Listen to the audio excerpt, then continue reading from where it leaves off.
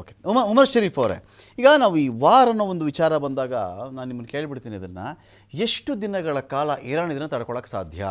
Iran ಬಳಿ ಇರತಕ್ಕಂಥ ಹಣ ಎಷ್ಟು? ಏನೇ ಹೇಳಿಬಿಡ್ತಾರೆ.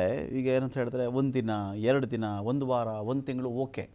ಈಗ ಇದೇ ಇಸ್ರೇಲ್ ಅಥವಾ ಇರಾನೇ ವಾರ್ ಮಾಡ್ತಿದ್ದಾರೆ ಅಂದರೆ ನಾವು ಊಹೆ ಮಾಡ್ಕೊಳ್ಬಹುದು, ಅಮೆರಿಕದಿಂದ ಬೇಕಾದ್ರೆ ಒಂದು ಪೈಪ್ ಏನೋ ರೆಡಿ ಮಾಡಿಬಿಟ್ಟು ಅಮೆರಿಕಾಯಿಂದ ಇಸ್ರೇಲ್ವರೆಗೂ ಬರೋ ಥರ ಹಣ ನಿರಂತರವಾಗಿ ಬರ್ತಾನೆ ಇರಬೇಕು, ಆ ಥರ ವ್ಯವಸ್ಥೆ ಮಾಡಬಹುದು. ಯುಕ್ರೇನ್ಗೂ ಕೂಡ ನ್ಯಾಟೋ ರಾಷ್ಟ್ರಗಳು ಅಮೆರಿಕನ ಇಂಡೈರೆಕ್ಟ್ಲಿ ಸಪೋರ್ಟ್ ಮಾಡಿದ್ರೆ ಮಾತ್ರ ಸಾಧ್ಯ 4 ವರ್ಷಗಳ ಕಾಲ ರಷ್ಯಾ ಮೇಲೆ ಯುದ್ಧ ಮಾಡಲಿಕ್ಕೆ. ಸೊ ಈ ವಿಚಾರದಲ್ಲಿ ಇರಾನ್ನ ಈ ಹಣದ ಪೈಪ್, ಹಣದ ಕೊಳವೆ ಯಾರಾದರೂ ಇದೆಯಾ ಅಲ್ಲಿ? ಇಲ್ಲ ಇರಾನ್ ತನ್ನ ತೈಲ ಇಟ್ಕೊಂಡು ಒಂದೊಂದು ದಿನಕ್ಕೆ ಸಾವಿರಾರು ಕೋಟಿ ಲಕ್ಷಾಂತರ ಕೋಟಿ ಲೆಕ್ಕದಲ್ಲಿ ಖರ್ಚು ಮಾಡ್ಕೊಂಡು ಹೋಗಿ ಸರ್ವೈವ್ ಸಾಧ್ಯನಾ ಅಂತ? ಅವರು ಖರ್ಚು ಮಾಡ್ತಾರೆ, ಹಣದ ಕಾಸಿದೆ, ಮತ್ತೆ ಅವರಲ್ಲಿ ಬೇರೆ ರಿಸೋರ್ಸಸ್ ಇದೆ, ಮತ್ತೆ ಇಂಟೆಲಿಜೆನ್ಸ್ ಇದೆ, ಮತ್ತೆ ಅವರಲ್ಲಿ ಇರತಕ್ಕಂತ ಒಂದು ಫೇತ್ ಇದೆ. ಬಹಳ ಸ್ಟ್ರಾಂಗ್ ಇರೋದೇನಂದ್ರೆ ಫೇತ್, ಅವರಲ್ಲಿ ಇರತಕ್ಕಂತ ಆಳವಾದ ನಂಬಿಕೆ. ಅದರ ಪವರ್ ನಲ್ಲಿ ಅವರು ಈ ಯುದ್ಧದಲ್ಲಿ ಅವರೇ ಗೆಲ್ತಾರೆ. ಕೆಲವು ಕಾಲಕ್ಕೆ ಅಮೆರಿಕ ಆಗ್ಲಿ ಇಲ್ಲ ಇಸ್ರೇಲ್ ಆಗ್ಲಿ ಸ್ವಲ್ಪ ಕಂಟ್ರೋಲ್ ತಗೊಳ್ಬಹುದು. ಇರಾಕ್ ನಲ್ಲಿ ನಡೆದಿದ್ದು ಅಷ್ಟೇ. ಏನ್ ಮಾಡಿದ್ರು, ಅಮೆರಿಕ ಕಂಟ್ರೋಲ್ ತಗೊಂಡ್ರು, ಬೇರೆ ಒಬ್ಬರನ್ನ ಕೂರಿಸಿದ್ರು. ಬಟ್ ಎಷ್ಟು ಕಾಲಕ್ಕೆ? ಅದ್ರ ನಂತರ ಏನಾಯ್ತು, ಎಲ್ಲ ಬದಲಾವಣೆ ಆಯ್ತು. ಇವಾಗ ಏನೋ ಎಲ್ಲ ಟೋಟಲ್ ಚೇಂಜ್ ಆಗ್ಬಿಟ್ಟಿದೆ. ಅದೇ ರೀತಿ ನೀವು ನೋಡಿದ್ರೆ ಅಫ್ಘಾನಿಸ್ತಾನಲ್ಲಿ ಯುದ್ಧ ಮಾಡಿದ್ರು, ಲಕ್ಷಾಂತರ ಜನರನ್ನ ಕೊಂದಾಕಿದ್ರು. ಕೊನೆಗೆ ಏನಾಯ್ತು, 20 ವರ್ಷ ನಂತರ ಎಷ್ಟೋ billions of dollars, trillions of dollars ಖರ್ಚು ಮಾಡಿದ ನಂತರ ಇವತ್ತು ಯಾರು ಆಳ್ವಿಕೆ ಮಾಡ್ತಾ ಇದಾರೆ? ಪಾರ್ಲಿಮೆಂಟ್ ಒಳಗೆ ತಾಲಿಬಾನ್ ಹೋಗಿ ಅದನ್ನ ಕಂಟ್ರೋಲ್ ಮಾಡಿದ್ರು. ಅಂದ್ರೆ ಇದ್ ಏನಂದ್ರೆ, ಈ ಗ್ರೂಪ್ಸ್ ಅನ್ನ ಕಂಟ್ರೋಲ್ ಮಾಡಕ್ ಆಗೋದಿಲ್ಲ. ಅಂದ್ರೆ ಕಂಪ್ಲೀಟ್ ಆಗಿ ಕಂಪ್ಲೀಟ್ ಆಗಿ ಕಂಟ್ರೋಲ್ ಮಾಡಕ್ಕಾಗಲ್ಲ. ಕೆಲವು ವೇಳೆಗೆ ಫಾರ್ ಸಮ್ ಟೈಮ್ ಮಾಡಕ್ಕೆ ಸಾಧ್ಯತೆ ಇದೆ, ಬಟ್ ಇವರನ್ನ ಟೋಟಲಿ ಕಂಟ್ರೋಲ್ ಮಾಡಕ್ಕೆ ಚಾನ್ಸೇ ಇಲ್ಲ. ಇದು ಒಂದು ವಿಷಯ. ಎರಡನೇ ವಿಷಯ, ಇರಾನ್ ಹತ್ರ ನ್ಯೂಕ್ಲಿಯರ್ ವೆಪನ್ಸ್ ಇದ್ರೆ ಇಷ್ಟೊತ್ತಿಗೆ ಅವ್ರು ಏನ್ ಮಾಡ್ಬೇಕಿತ್ತು, ಒಂದೇ ಒಂದು ಬಟನ್ ಪ್ರೆಸ್ ಮಾಡ್ಬೇಕಿತ್ತು, ಡೈರೆಕ್ಟ್ ಆಗಿ ಅಲ್ಲಿ ಹೋಗಿ ಅಟ್ಯಾಕ್ ಆಗ್ತಿತ್ತು. ಬಟ್ ಏನೋ ನ್ಯೂಕ್ಲಿಯರ್ ವೆಪನ್ಸ್ ಇಲ್ಲ. ಎಲ್ಲಿದೆ ಇರಾನ್ ಹತ್ರ ನ್ಯೂಕ್ಲಿಯರ್? ನೋಡಿ, ವೆಪನ್ಸ್ ಆಫ್ ಮಾಸ್ ಡಿಸ್ಟ್ರಕ್ಷನ್ ಇದೆ ಅಂತ ಡೊನಾಲ್ಡ್ ರಮ್ಸ್ಫೋರ್ಡ್ ಹೇಳಿದ್ರು.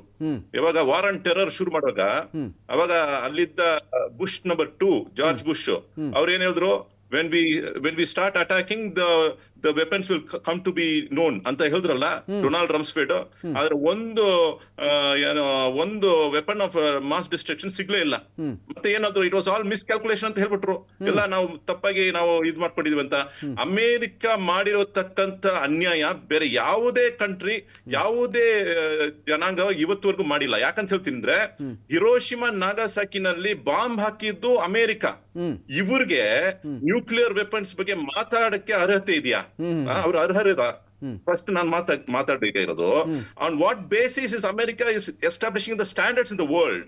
ಅದೇ ರೀತಿ ಇನ್ನೊಂದು ವಿಷಯ, ಫಾದರ್ ಲ್ಯಾಂಡ್ ಅಂತ ನಮ್ಮ ಪ್ರೈಮ್ ಮಿನಿಸ್ಟರ್ ಬಹಳ ಹೆಮ್ಮೆಯಿಂದ ಹೇಳಿದ್ರು, Israel is the father land.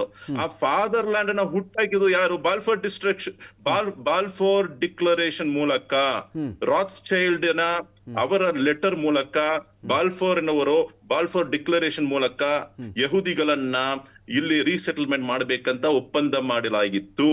So ಅದರ ಮೂಲಕ ಅಲ್ಲಿ ಒಂದು ಸೆಪರೇಟ್ ಒಂದು 1948 ನಲ್ಲಿ ಒಂದು ಕಂಟ್ರಿಯನ್ನು ಸೃಷ್ಟಿ ಮಾಡಲಾಗಿತ್ತು. ಇದೆಲ್ಲ ಹಿಸ್ಟ್ರಿ ಇರುವಾಗ it is my fatherland ಅಂತ ಹೇಳಿದ್ರಲ್ಲ, ಆಕ್ಚುಲಿ ಪ್ರೈಮ್ ಮಿನಿಸ್ಟರ್ ಏನ್ ಹೇಳ್ಬೇಕಾಗಿತ್ತು ಅಂದ್ರೆ, the proto Indo European nation of Persian community is the fatherland ಅಂತ ಹೇಳ್ಬೇಕಾಗಿತ್ತು. ಯಾಕಂದ್ರೆ ಆಗಿನ ಕಾಲದಲ್ಲಿ ಇರತಕ್ಕಂತ ಆರ್ಯರು the migrated to India and we have the same common origin ಅಂತ ಸೈಂಟಿಫಿಕ್ ಡೇಟಾ ಹೇಳ್ಕೊಳುತ್ತೆ. ಆರ್ಯನ್ ಇನ್ವೇಷನ್ ಥಿಯರಿ ಬಂದು ಸುಳ್ಳು, ಅಂತ ಇಂಟರ್ನ್ಯಾಷನಲ್ ಕಮ್ಯುನಿಟಿ ಒಪ್ಪಿಗೆ ಕೊಟ್ಟಿದೆ. But Aryan migration theory is the fact. So ನೀವು ಯಾರನ್ನ ಫಾದರ್ ಲ್ಯಾಂಡ್ ಅಂತ ಹೇಳ್ಬೇಕಾಗಿತ್ತು? ಆರ್ಯರು ಬಂದಿದ್ದು ಎಲ್ಲಿಂದ ಅಂತ ನೋಡ್ಬೇಕಾಗಿತ್ತಲ್ವಾ? ನೀವು ಬಂದು ಅಮೆರಿಕ ಮತ್ತೆ ಇಲ್ಲಿ ಇಸ್ರೇಲ್ ಪರವಾಗಿ ನಿಂತ್ಕೊಂಡ್ಬಿಟ್ರೆ ನೀವ್ ಏನ್ ಮೆಸೇಜ್ ಕೊಡ್ತಾ ಇದೀರಾ? ನಮ್ಮ Priyam sir, you are being compromised ಅಂತ ಹೇಳಿರುವ ರಾಹುಲ್ ಗಾಂಧಿ ಅವರು ಹೇಳಿರೋದು